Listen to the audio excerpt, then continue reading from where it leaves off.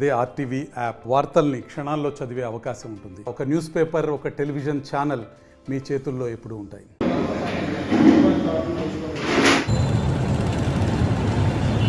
ఈరోజు మా ప్రియతమ నాయకుడు నందమూరి బాలకృష్ణ గారు హిందూపురం ఇచ్చేసిన సందర్భంగా వారికి ఆహ్వానం పలుకుతామని ఇక్కడ రావడం జరిగింది. ఇంత ఘనమైనటువంటి స్వాగతం పలుకుతున్నటువంటి మా తెలుగుదేశం పార్టీ కుటుంబ సభ్యులందరూ కూడా నమస్కారం తెలియజేసుకుంటాను.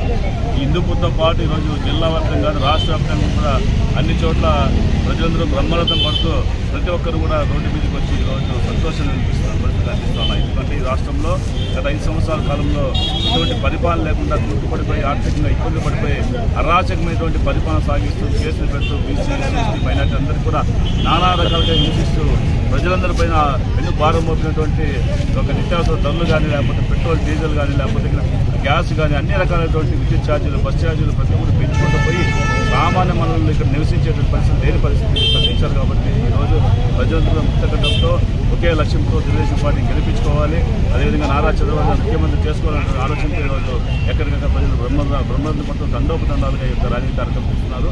ఈరోజు కూడా వేలాది మంది ఈరోజు నందమూరి బాలకృష్ణ వెళ్తున్నారు. ఈరోజు అశేష జనమహాశాలి వెళ్తున్నారు.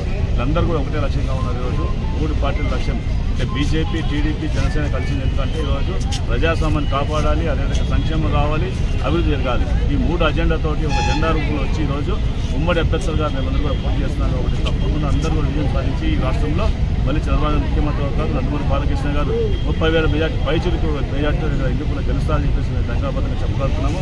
అదేవిధంగా అనంతపురం పార్లమెంట్ నుంచి నేను కూడా అత్యధిక మేరకు గెలిచేటువంటి అవకాశాలు వెన్నులో కనిపిస్తున్నాయి. ఎందుకంటే ఎక్కడికి వెళ్ళినా, ఏ కాన్ఫరెన్స్కి వెళ్ళినా ప్రజలందరూ కూడా ఈరోజు ముఖ్యమంత్రితో తెలుగుదేశం పార్టీ సైకిల్ గుర్తు ఓటేయాలని చెప్పేసి ఒకే లక్ష్యంగా ఈరోజు ప్రజలందరూ ఆశిస్తున్నారు.